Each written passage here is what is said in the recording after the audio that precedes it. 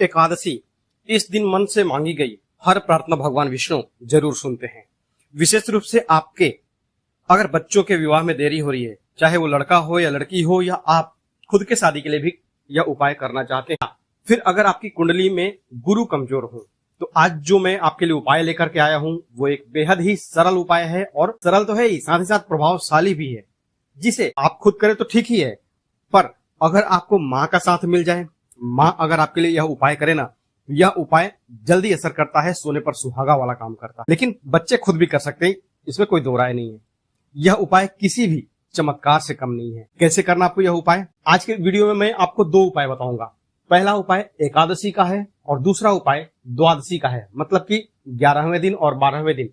आप कैलेंडर देख लीजिएगा कौन से दिन एकादशी पड़ रही, चाहे वो कोई भी हो, 24 एकादशी में से कोई भी एकादशी हो, कोई दिक्कत नहीं है, चलेगा, कोई किसी भी एकादशी को करिए, पर एकादशी और द्वादशी ये दोनों काम कर लीजिएगा, दोनों एक तरह से जोड़ा बन जाएगा।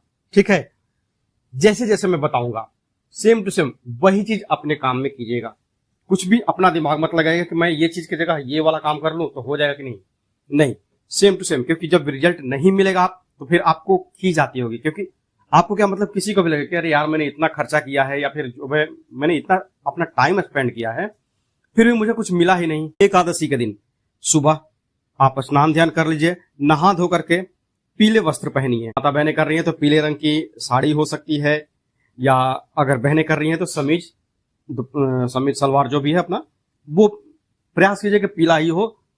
ठीक है, अगर व्हाइट में है तो उसका कोई भी एक कोना कम से कम रंग करिएगा। ठीक है, हल्दी से। अब 1 लोटा आपको जल चाहिए, चाहे वो तांबे में हो या फिर पीतल के लोटे में हो, स्टील नहीं लेना है।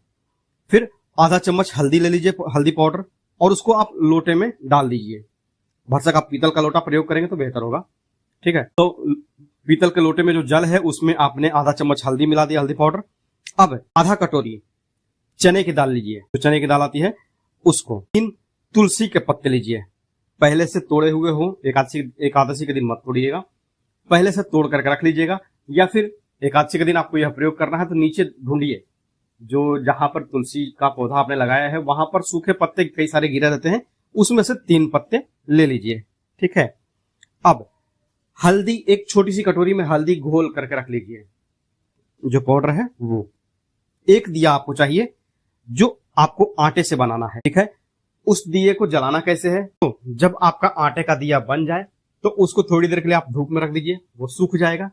अब उसमें सबसे पहले, आपके पास अभी दिया पूरी तरह से खाली है, उसमें कुछ डाला नहीं आपने, सबसे पहले 1 चुटकी हल्दी डालिए दिए में।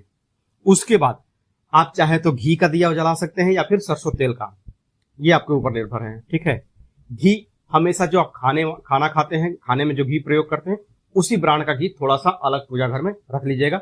मैं ये बात अपने हर वीडियो में बोलता हूं ताकि आपके साथ कुछ गलत ना हो और आपको एक बार में ही जो है मनचाहा फल मिले।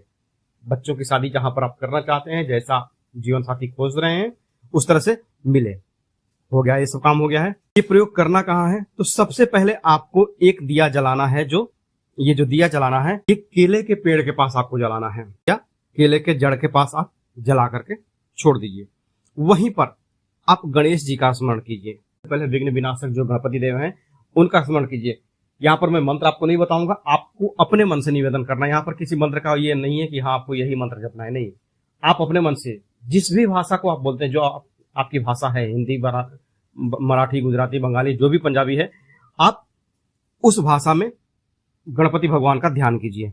अब जो आपके पास दाल है ना चने की, जो लेकर के आए हैं, उसको आप अपना केले के जड़ में अर्पण कर दीजिए।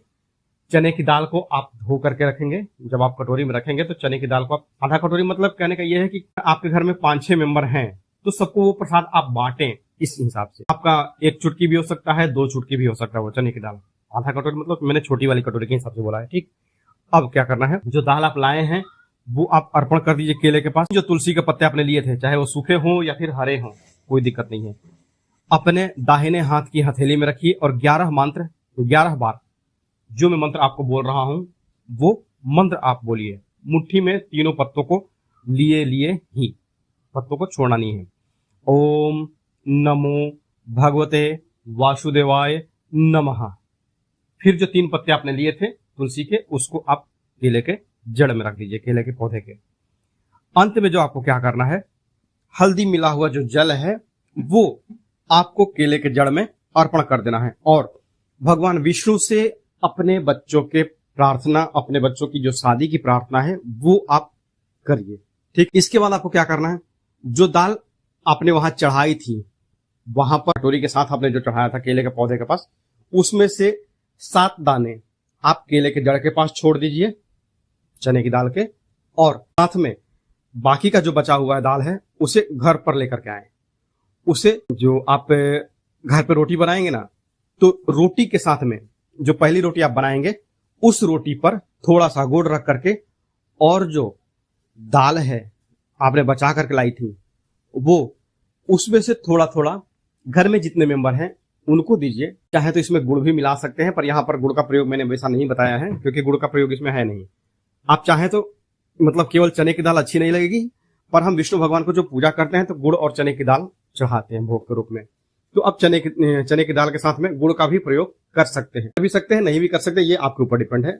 अगर आपको, क्योंकि आपको प्रसाद खाना है तो आप ये गुड़ की दाल, गुड़ जो है वो यूज कर सकते हैं। ठीक है, अब जो रोटी मैंने बोला, एक रोटी जो गाय के लिए है उस पर थोड़ा सा जो चना का दाल आपने चढ़ाया है वो और थोड़ा सा गुड़ ये रख करके गाय को खिला दीजिए।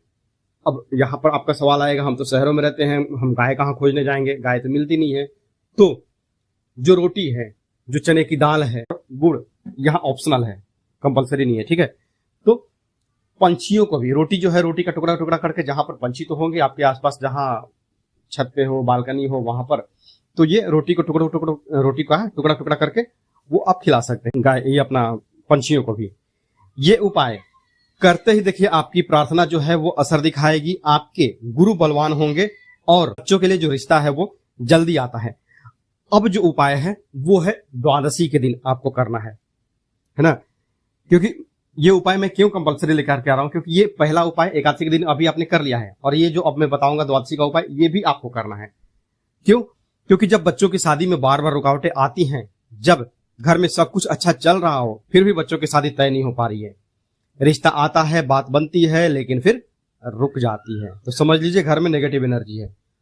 अब जो द्वादशी का उपाय है उसमें आपको क्या करना है, सबसे पहले द्वादशी मतलब कि अगले दिन, एकादशी के अगले दिन सुबह आप नहा धो करके फ्रेश हो जाइए, स्वच्छ कपड़े पहन लीजिए। विशेष रूप से आज भी आप पीले रंग का ही कपड़ा पहनेंगे। कल एकादशी थी, कल भी आपने पीले रंग का कपड़ा पहना था, और आज द्वादशी है तो भी आपको पीले रंग का ही वस्त्र धारण करना है। अपने पूजा घर में बैठ जाइए और एक कटोरी में आधा कटोरी चावल लीजिए। चावल कौन से? कच्चे वाले। एक होता है कच्चा चावल और एक कच्चा चावल जो हम पूजा पाठ में जो अक्षत के रूप में यूज करते हैं ना, वो वाला। आधा कटोरी चावल हो गया। अब इन चावलों में थोड़ा सा पिसा हुआ हल्दी मिला दीजिए, हल्दी पाउडर जो है वो मिला दीजिए। जो चावल है उनको अच्छे तरह से पीला कर लीजिए। मतलब कहने का ये है कि इनको आपको अक्षत बना लेना एक तरह से। इन्हें एक थाली में थोड़ा सा फैला करके रख दीजिए ताकि ये सूख जाए। अब अपने पूजा स्थान में भगवान श्री कृष्ण का या फिर लड्डू गोपाल का, अगर आपके पास मूर्ति है तो भी ठीक है, नहीं तो आप चित्र का भी प्रयोग कर सकते हैं, फोटो का प्रयोग कर सकते हैं। यदि केवल विष्णु भगवान हैं और उनके साथ में माता लक्ष्मी है तो वो भी चलेगा, ठीक है। या फिर केवल विष्णु भगवान का, जो हम बृहस्पतिवार व्रत कथा में विष्णु भगवान का फोटो यूज करते हैं, वो भी है तो भी चलेगा, ठीक है। जो भी आपके घर में देवी देवता विद्यमान हैं, जो मैंने ये 4-5 जो फोटो बताई ना, इसमें से कोई भी एक है, उनके सामने घी का दिया प्रज्वलित कीजिए। घी का दिया कौन सा? तो वो आप पीतल का दिया यूज कीजिएगा या फिर मिट्टी का दिया यूज कीजिएगा, स्टील वाला दिया प्रयोग मत कीजिएगा, ठीक है। और अपने बच्चों के विवाह में आने वाली सभी बाधाओं को दूर करने की आपको प्रार्थना करनी है। दिया जलाने के बाद, जो आपने घी का दिया जलाया है के बाद, आपको एक निवेदन करना है, जो प्रार्थना करनी है। अब अगला काम क्या है? अब लीजिए एक छोटा सा गुड़ का टुकड़ा। गुड़ का टुकड़ा कितना होना चाहिए? तो ज्यादा से ज्यादा एक आंवले के बराबर होना चाहिए, और उसे इन पीले चावलों के साथ रख दे। जो आपके चावल सूख गए ना, चावल सूखने के बाद उसको एक कटोरी में रख दीजिए और उसके साथ में ये गुड़ भी रख दीजिए। अब इन पीले चावलों को और गुड़ को एक पीले रुमाल में बांध लीजिए या फिर पीले कपड़े में बांध लीजिए। उसके बाद क्या करना है, चाहे तो थाली में भी रख सकते हैं, नहीं है कपड़ा तो भी चलेगा, कोई दिक्कत नहीं है। पर आगे जैसे जैसे मैं बताऊंगा एक वीडियो एक बार अच्छी से तरह से समझ करके और फिर करिएगा। आती है मंत्र जप की बात। क्या करना आपको, आपके पास दो ऑप्शन हैं। यदि आपके पास 108 पीले रंग के फूल हैं, पीले रंग के फूल आपको गेंदे के मिल जाएं या फिर किसी भी तरह के कई सारे पीले रंग के फूल आते हैं जो देवताओं को हम चाहते हैं, अलग जगह पे उसका अलग अलग नाम है, ठीक है। तो आप 108 गेंदे का फूल ले लीजिए और हर फूल के बाद, हर फूल जब आप भगवान श्री कृष्ण को अर्पण करेंगे, करने से पहले आपको 21 बार मंत्र का जाप करना है। 21 बार मंत्र का जाप गुणे 108 बार, क्योंकि ये आपका जो द्वादशी का टाइम है, मैं इसका शॉर्ट फॉर्म में बताऊंगा अभी, क्योंकि इसमें आपका कम से कम 1-1.5 घंटा जाएगा पूजा करने में। पर ये जो उपाय है एक बेहतर उपाय है, जो कि हर उपाय का एक तरह से कहा जाए ना, हर उपाय का एक तरह से ये बाप है। क्यों? क्योंकि विष्णु भगवान का एकादशी और द्वादशी दोनों ही उपाय आप करने वाले हैं और इस उपाय के बाद आपको निराश नहीं होना पड़ेगा। शादी की शहनाई आपके यहाँ बजनी ही बजनी है, ठीक है। तो ऐसा लंबा वाला प्रोसेस बताता हूँ, फिर छोटा वाला प्रोसेस भी है। दोनों में आपको जो बेहतर लगे वो आप कर सकते हैं, ठीक है। एक गेंदे का फूल आपने हाथ में लिया है और जो मंत्र आपको अभी स्क्रीन पर दिखेगा उसका 21 बार आपको जाप करना है। मंत्र है ओम नमो भगवते रुक्मिणी वल्लभाय स्वाहा। ये कह के ये मंत्र आपको 21 बार बोलना है। ओम नमो भगवते रुक्मिणी वल्लभाय स्वाहा, ओम नमो भगवते रुक्मिणी वल्लभाय स्वाहा। ये आपके हाथ में, दाहिने हाथ में जो गेंदा का फूल रहेगा उसको लिए 21 बार बोलना है। 21 बार बोलने के बाद एक गेंदे का फूल भगवान श्री कृष्ण के पास छोड़ दीजिए आप। फिर दोबारा फूल उठाइए, दूसरा फूल वो मुट्ठी में बंद कीजिए, फिर 21 बार मंत्र बोलिए, फिर उसको छोड़ दीजिए। तीसरी बार उठाइए। मतलब कहने का है कि हर 108 फूल पर आपको 21 बार मंत्र बोलना है। टाइम जाएगा, ठीक है। इस उपाय में आपको टाइम देना पड़ेगा, पैसा नहीं खर्च करना है, लेकिन आपको समय खर्च करना है। मतलब छोटा सा भी प्रोसेस है इसका, समय के हिसाब से ही मैं आपको 100% वाला उपाय भी बताता हूँ और एक 10% वाला भी उपाय बताता हूँ। मतलब मेहनत में, बेनिफिट में दोनों ही सेम है। मेहनत जो अब 10% जो मेहनत है वो है कि यदि आपके पास 108 गेंदे के फूल नहीं है तो मैं क्या करूं, तो भी आप चिंता मत कीजिए। हम बैठे हैं यहाँ पर, आप केवल एक छोटा सा मंत्र हरे कृष्णा हरे कृष्ण ये बोल करके 108 बार जपे। हाथ में लीजिए, एक फूल लीजिए कम से कम। आपके पास 108 फूल नहीं है, एक पीला फूल आप खोजिए, ठीक है। क्योंकि आप कृष्ण भगवान नहीं है, आपको मैं सुदामा वाला उपाय बता रहा हूं। तो सुदामा के लिए ये उपाय है, एक ही पीला फूल लीजिए और हरे कृष्णा हरे कृष्णा हरे कृष्णा हरे कृष्णा ये 108 बार आप जाप कीजिए। जप के लिए आप माला का प्रयोग कर सकते हैं या फिर इसी कटोरी में आप मटर के दाने, चने के दाने आप 108 पीस काउंट करके रख सकते हैं। और फिर जब आप मुट्ठी, क्योंकि आपका एक मुट्ठी में तो ये रहेगा, एक पीला फूल रहेगा, तो आप बाएं हाथ का जो है उससे आप काउंटिंग कर सकते हैं। एक एक चने की दाल निकाल करके और दूसरे खाली कटोरी में रखिए, क्योंकि पहले कटोरी में आपका 108 पीस काउंट किया हुआ, गिना हुआ है ना, इसके लिए। यह श्रद्धा से अर्पित की गई फूलों की, जो फूलों की माला कहिए या फिर फूल कहिए, 108 बार आप जप रहे हैं तो ये 108 मनके के रूप में आपके काम कर रहे हैं। जो आपके हाथों में, दाहिने हाथ में जो माला, ये अपना दाहिने हाथ में जो फूल बंधा हुआ है, फूल जो आपने मुट्ठी में लिया है, जब मंत्र 108 बार आप जप लें हरे कृष्णा का, 2 बार हरे कृष्णा है, 1 बार हरे कृष्णा, ये एक मंत्र हुआ।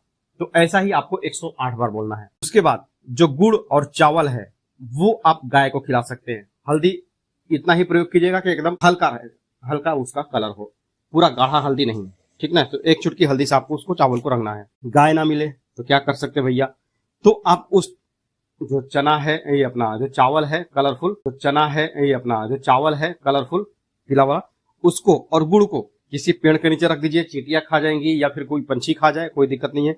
या फिर किसी मंदिर में भी अर्पण कर सकते हैं आप। पर मंदिर में कौन खाएगा, तो मंदिर में देखिए कि वहां पर पंछी आते हैं क्या, नहीं आते हैं।